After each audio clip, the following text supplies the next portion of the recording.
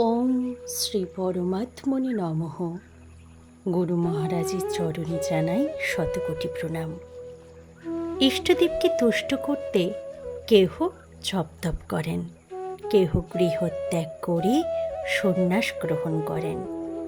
যেমন শ্রীরামচন্দ্র মা দুর্গাকে প্রসন্ন করার জন্য 108টি নীলপদ্ম দিয়ে পুজো করার সময় একটি পদ্ম কম থাকায় নিজের একটি নেত্র দান করতে প্রস্তুত হয়েছিলেন।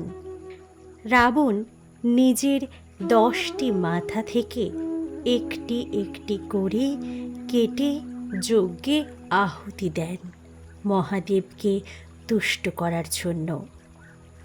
ধ্রুব মহারাজ এক পায়ে দাঁড়িয়ে নারায়ণের জপ করেন। এছাড়াও বিভীষণের ভ্রাতৃত্যাগ, শ্রী চৈতন্যদেবের সুন্দরী স্ত্রী পাণ্ডিত্যাদি ত্যাগ সবই ইষ্টদেবের প্রীতির উদ্দেশ্যে। ইষ্টদেবের প্রীতির জন্য কেহ বা পুত্রবধ, কেহ বা পতিকে ত্যাগ করেছেন। শ্রীকৃষ্ণ গীতাতে বলেছেন, যোগযুক্ত হও, সর্বধর্মান পরিত্যাজ মামেকম শরণং ব্রজ।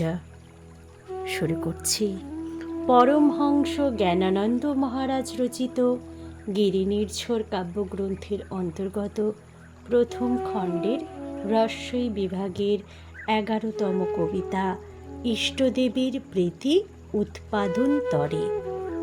ইষ্টদেবের প্রীতি উৎপাদন তরে কেহ গৃহে জপ তপ করে, কেহ বা গৃহ ত্যাগ করে যায় সন্ন্যাস গ্রহণ করে।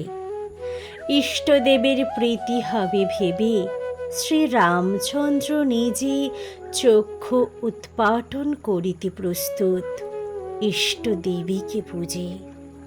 রাবণ নিজ মাথা কেটে কেটে যজ্ঞে আহুতি দেয়। ধ্রুব রাজপুত্র যমুনার তীরে এক পায়েতে দাঁড়ায়।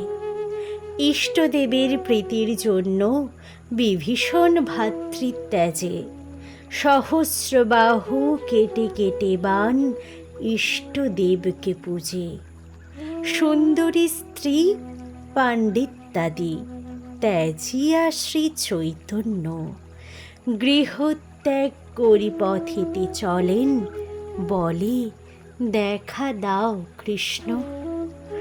ইষ্টপ্রীতির নিমিত্ত কেহ পুত্রকে বধ করে, পতিকে কেহ বা ত্যাগ করি যায় কৃষ্ণ ভজিবার তরে। ইষ্টদেব তো শ্রী গীতায় কন, যোগযুক্ত তুমি ভব, সর্বধর্ম পরিত্যাগ বিনা আত্মজ্ঞান অসম্ভব। হরি ওম তৎসৎ।